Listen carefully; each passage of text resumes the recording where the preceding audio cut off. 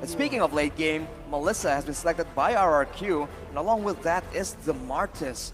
So again, the mind game is really paying off right here. You didn't really know what exactly was the final pick going to be, but now you see the lineup is coming through. A lot of crowd control immunity, and a lot of outplay potential, right? The movement and the denial that RRQ is very fond of, but that signature Franco pick, man, coming in for Falcon. We've been waiting for that Franco pick.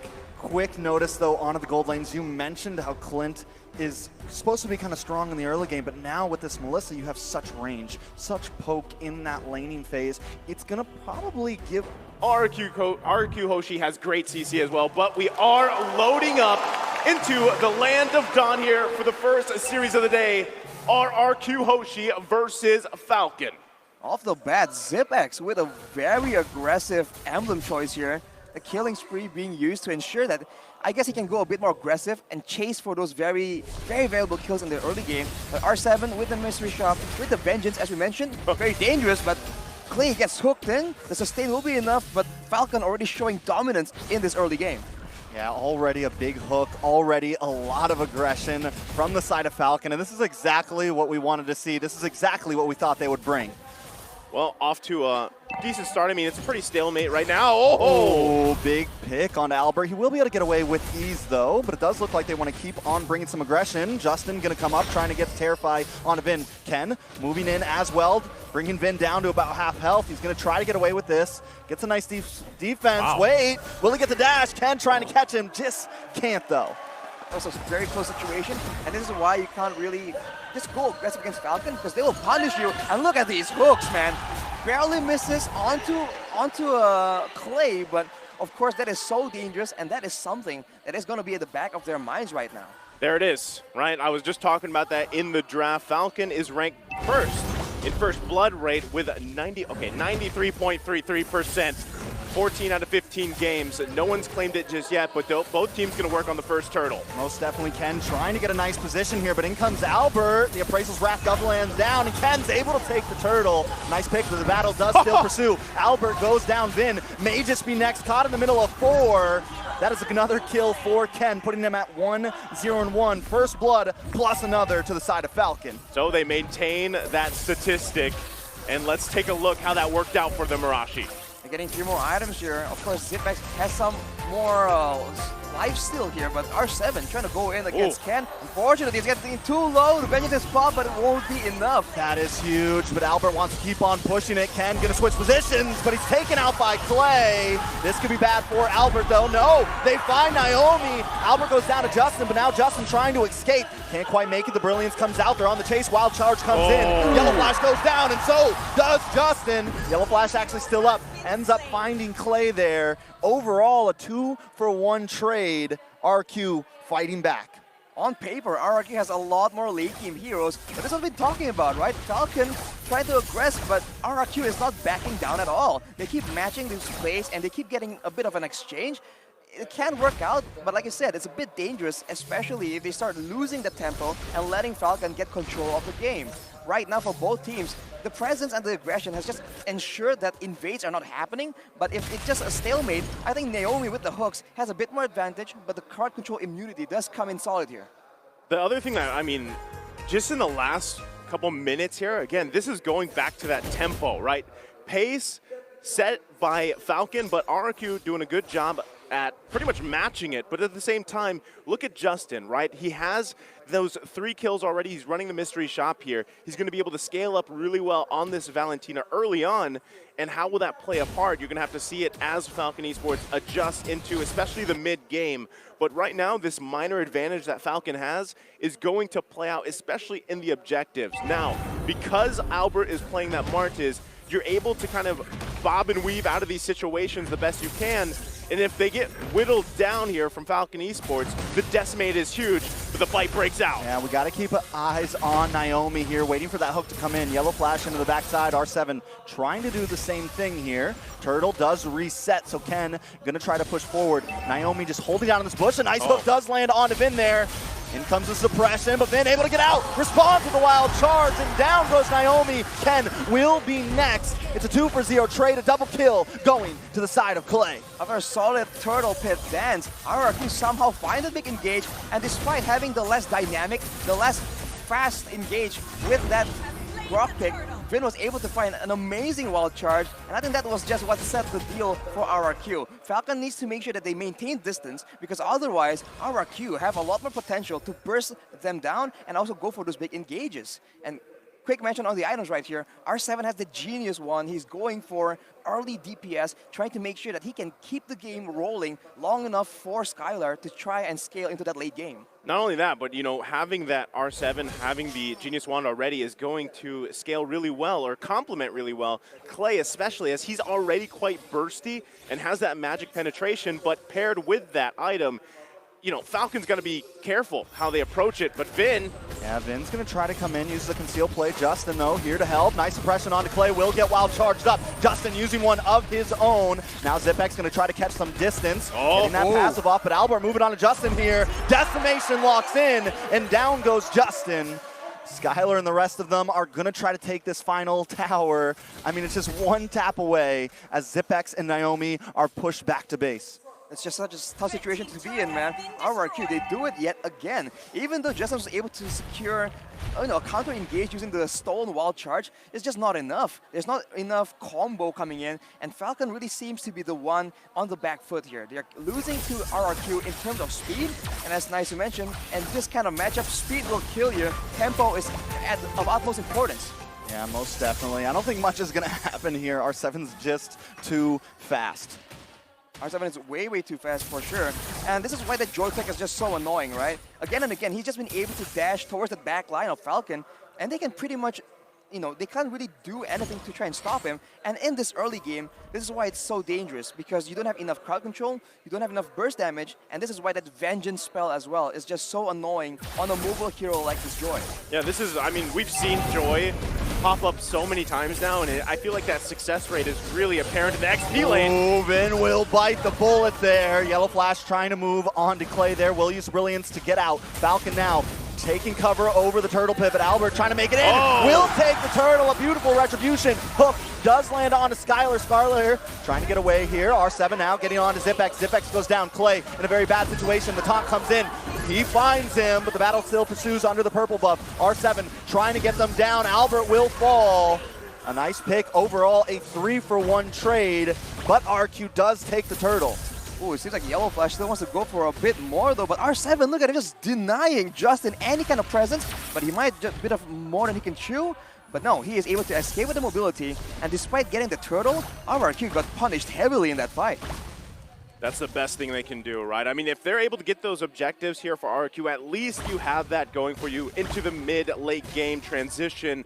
So, but what we're seeing again is the pretty much the pendulum of tempo between both these teams. First, it was Falcon, RRQ got it back, and now it's Falcon once again. Oh, but a nice hook does come in. Wild charge coming down from Vin. Brilliance comes out. Naomi taking a little bit of damage. Yellow Flash does secure a tower, though, on the top side. Albert now coming to help out the team. RQ will disengage. Falcon taking a little bit of revenue, though, in the mid and the top lane. So they hold on to it. It's one hit away there on the bottom side, tier 1. Still looking for a map advantage here. Naomi! Ooh, R7 should be able to get away from this, but it is a lot of damage from Zipx. He's going to need to be careful because Falcon is hovering down this bot lane. Every time Falcon gets an engage, RRQ, it seems like their go-to response is to fight fire with fire and aggress back. And this is making it very difficult for Naomi to get a lot of value with these iron hooks. Because even if someone gets hooked, they don't back away. They all go in at the same time. And with Clay, for example, having the immunity with the Brilliance order is just going to allow him to just buy so much more time. And Falcon is definitely struggling to deal with this, but they still are sitting at a 2K gold lead, and that is significant, especially with how they play. Well, this is big, right? Zipx finally getting that BOD. First Lord of the game is going to be up here. Justin holding on to that wild charge. Everybody, not sure if they want to commit to this just yet. It is going to be Ken and Albert dancing around it. But you see everybody managing the waves the best they can before they get in position for the fight here. Ken and Albert still at a stalemate. And also Naomi waiting patiently there. I think he did spot out R7. but still looking for the best advantage point for both teams. Yellow Flash getting vision as well. Who goes for it first? Yeah, I mean, Falcon loves to start these Lords first, try to push them in, but wait a second, Naomi locks on, Vin takes a lot of damage, and the stolen wild charge, Vin goes down, Albert now trying to lock in the back line, Naomi goes down, Albert on the run though as Ken and Justin try to chase, Yellow Flash on the bot side, trying to lock on to Clay here, Clay does get stunned, will get stunned again, but Yellow Flash is just here to delay, Albert finds the backside though and locks down Justin, Zipex taking a lot of damage, R7 finds him, be bad. Ken now moving on to R7. It's a bloodbath, boys. Clay goes down. Overall 3 for 2 still, but a fight still pursues. RQ on the backside. Ken back onto the Lord. Falcon with a very intelligent approach right here. Every time Naomi is able to get an engage, Vin counters with the wild charge. So right there, they used everything to ensure that Vin gets taken out before he's able to do anything. And in retaliation, in the beginning of the fight at least, RRQ was only able to secure the kill onto Naomi, but I think Falcon needs to be careful when the fight drags on like that, because Zipex, if he is getting jumped on by R7 with no protection, that is game over for him. Yeah, I'm thinking the exact same thing, man. You know, we saw that there. R7 just unleashing on the backside, especially in those extended fights. And once again, we find ourselves in the Lord dance. Both teams still looking for positioning. Pretty much more or less the same thing. Is it going to be Naomi that lands the hook here first? As everybody gets situated, Zipex trying to get that orange buff. Lord's going to go ahead and reset. No one pushing the go just yet. Yeah, nobody pulling that trigger just yet. Skylar is going to kind of dance around. We got to keep our eyes on Naomi. He seems to be the initiator. The major problem here is, as Arashi said, Zipex hasn't come online in this mid-game. The Clint just doesn't seem as fearsome, and without him, they just can't output the damage. But you can see, tanky items are being built by the side of Falcon, so the damage, the burst potential from RRQ is slowly but surely dissipating. And as you mentioned, Zipex is only going to get stronger and stronger. So I think for the most part, it's going to be in the hands of R7. You see that once he pops his ultimate, the electrifying beats, that's where Falcon just gets a bit more bold and they make a play onto him. Nice play too. R7 going to finally go down. You're fast, but not fast enough. Ken now, here comes the concealed play. Watch for Naomi. They're going to claim over this Lord Pit. RQ force to back off. Zipex holding the back line, getting some nice shots off. A lot of damage on the Vin. Zipex finds it. Skylar using the go away along with the Brilliant, doing a lot of damage, but he's taken out by Justin. Clay will fall next. It's a 4 for 0 trade, and the Lord will go to Falcon. RRQ, man, they just don't know when to back down. They lost the initial engage, they got their members picked off, they still went for the 4v5, for the 3v5, and eventually they pay for a 4 for 0, and Falcon, they jump on the opportunity, they secure the neutral objective, and they're getting turrets left and right. What a disastrous moment for RRQ. Big disaster there, and at the same time, Zipex just picked up the Malefic Roar, so now this damage for that Clint's going to be even more online at this point. And it's crucial, right? RRQ is going to have to defend against this one. Yes, they were down a member earlier on. They still decided to fight it. Look at the gold lead already for Falcon as they press the issue into the base here. Yeah, but with Skylar, they should be able to melt down this Lord. It is just Lord 1, Yellow Flash with the split, keeping them at bay. One minion still stands. Zipex getting a couple passive shots, trying to make them onto this base. Can't quite connect just yet. Falcon now moving up to the top side here. R7 going to come into the backside. Vin uses a conceal play, trying to find someone, or maybe just trying to create some space, but Falcon doesn't want to give it up. A nice hook does come down. Vin tries to survive, but Zipex takes him out. R7 forced to retreat. Justin falls though. Clay able to capitalize. This could be bad. Skylar moving in. Yellow Flash goes down next. Albert finds it, but Naomi then finds him. This is what we call pushing the tempo. Another hook, but R7's still going to press it on. He wants to keep pushing. Zipex can't get away from it. R7! Man, this joy is online. Ken and Naomi forced to retreat. Clay with his back, but R7 keeps on pushing under 2 towers. But the hook comes in. Falcons trying to climb something, but just can't. They just keep fighting and fighting, and eventually they will come out on top. This is the RRQ playstyle, and it's so nerve-wracking because you have no idea what's going to happen. What is for sure though is that the marksman right here is just playing such a key role in these big team fights, man. Whenever Skylar is able to free hit, you see that Fcon just start getting shredded. But if you can see, if Zipex is the one left alone, he is the one dealing that damage. So it just seems like for both teams, the pickoff, the burst is what matters, right? If Fcon can get a pickoff first, RRQ start to falter. But if RRQ can get to the back line, that is where Fcon are forced to retreat with all their members unless they want to lose Zipex or Justin. I just think it's so perfect that basically this matchup comes down to tempo, and you have the joy here with the beats, right? Also, you know, that's how we saw it unfold. But I mean, you make good points here, Arashi, and at the same time, you have to take note, RRQ with that play, that defense and initiation, they whittled down that gold lead. What, 5K at one point here for Fcon? So now they put themselves in a position again where they can be very confident in this next Lord coming up in about 10 seconds. And really, if they can find a pickoff early on, that's going to be the best case for them. R7 already picking up a Divine Glaive here. Vin with the Immortality. Those are crucial for this next Lord fight. It's just how they play, man. They go for a solid late game picks, but they just keep going at you and trade kills, and they're going for a fight again. Well, that is a big resource wasted. Vin trying to get the wild charge down. Suppression does lock onto R7, but he may be able to escape this. Has the shield. He's not trying to escape. He wants to find a kill, and he finds it, but he pays the price. Yellow Flash is going to lock on. He's sitting on top of Albert right now. Ken goes down to the backside. Skylar finds a beautiful angle, and now they're going to disengage a 2-for-1 trade to the side of RRQ. Honestly, man, the DPS coming from RRQ is just so lethal right now. Melissa and a Lunox in the late game is the worst of both worlds for the members of Fcon, but Naomi still finds that hook, man. It's insane. Definitely insane, but the hooks just don't seem to be enough right now. Play will take the Lord. Yellow Flash will get knocked up. Vin gonna go down to the Immortality. Won't survive that one. Yellow Flash, though, is on top of Albert here. He's gonna try to back off, but Skylar found him. Locked on. Yellow Flash forced to flash away. This is looking a little grim for Fcon.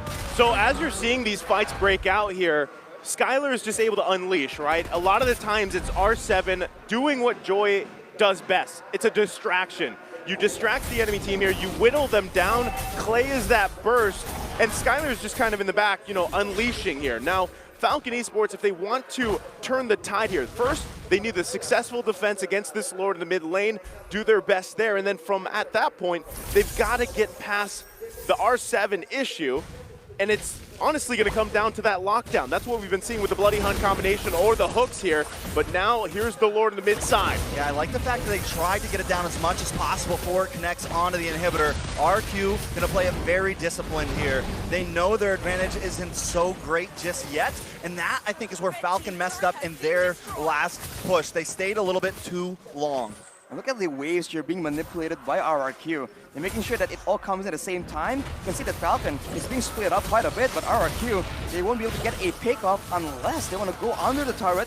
That is a bit too bold from them. They will show discipline and back away. And I think that's what's very important, Aizu. Like you said, rationing your crowd control to ensure that the right targets don't get to have a role in the big fight is so critical for Fcon. Well, you can chalk that up as a successful defense now that both teams have had. But look at Fcon. They're going to go ahead and look for a pick. They know that Albert's there, but they still have to be very cautious on how they approach it. Ooh. That's going to be an Iron Hook missing. Albert knows where they are. The purple buff fight's going to ensue. But it looks like it was taken by Ken. But then he gets knocked up. Will go down. Skylar starting to output a lot of damage, melting down Yellow Flash as well. Justin trying to escape here. The rest of the team on the wall. Maybe want to try to re-engage this. Naomi uses the conceal play. Another material down. RQ possibly going for the re-engage. Here comes the conceal play. R7 Hook pushing the front side. Wall does come down. This will secure the first inhibitor for RRQ. It's such a tough situation. The tankiest members from the side of Fcon, Glue as well as at Fredrin, they have a very good mix of defensive, physical and magical defense. But at this point, with the Divine Glaives coming in, with a full slot, a full item Melissa, it's just not enough. The longer the fight goes, the more the DPS of RRQ is going to show out to just make that difference. So Fcon needs to find the right targets at this point. If they want to trade members, it might just benefit them, because at the end of the day, if the DPS members from both teams are taken out, the members with the tankier, the more sustainable heroes, like the Fredrin, like the Glue, can absolutely take control of that later stage of the fight. Yeah, and this is the biggest thing, right? You see how much, you pointed out the Divine Glaive to Rashi, how much magic damage and burst is there from RRQ. That's why Falcon's forced to take, you know what, they had 3 Athena shields across the board, couple Radiant armors here, but still they're finding it hard to even contest in a lot of these fights just because they can't get to the back line. And that's the struggle that Justin has to solve, or even Naomi. Yeah, Naomi tries to lock onto Vin, but once again, he's using it on the tank. Immortalities will pop. Ken will go down. Naomi now on the run, but R7 doesn't want to let it happen. Back onto the river, though. A little bit of a fight ensues. Skylar gonna chase out Justin. Justin goes down. Yellow Flash looking for Clay, but the Brilliance comes out and stops R7. Zipex. Goes down R7 all the way in enemy territory under the base, and that there is the problem. The lack of mobility from that Clint just can't go against R7 now. They are going to focus on Yellow Flash. That is a 5-man wipe. The Immortality does pop. Tries to use the Winter Truncheon. Don't think he's going to get away from this one. RQ will move on to the base, and that is it for game 1 in a best of 5. You can hear the crowd. Tetap asli dan bertenaga macam Milo Original. As RRQ takes first blood in the series, it was a back and forth between these two teams setting the tempo, but eventually RRQ Hoshi comes out on top. What a wild playstyle, man. Every time you think that, wow, they made a mistake, they lost 4 members for nothing. The next fight, they just come in and wipe the whole opposing team instead. It's just such a random situation, and Falcon, you can tell that they're just confused. What the heck did they do here? I mean, R7 on that Joy, though, definitely a big thorn in their sides. R7 was deep into the base. You saw actually the whole game, R7 was everywhere, you know, and I feel like that's the thing about Joy and why it works so well, especially you park it in the side lane like that, it just causes havoc. I mean, Arashi, you called it, you know, you called it in the draft, and just like there's the pendulum, right? The pendulum is swinging between these two teams, and